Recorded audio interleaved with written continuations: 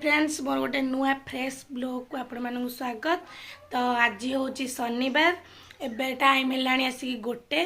तो एबे आमर टे छोट भोजी गोटे प्रिपेरेसन चलती माईंकर आमर आसी आज भोजी खावाई। मो घर कौटा आम घर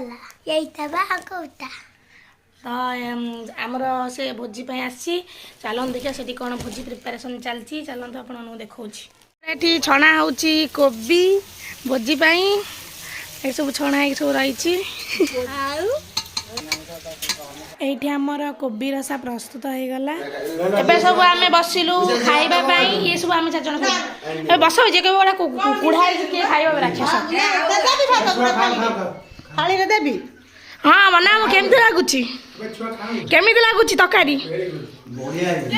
केमी लगुच ना तकारी गली केमी लगुच कहून भल लगुच हसब खाली गेली फोन कले गेली खाली हसब। कोबी रसार रेसिपीटा मु शॉर्ट वीडियो रे छाड़ी आपण से देखिपारे आउ मो चैनल टाको लाइक शेयर सब्सक्राइब करेंगे।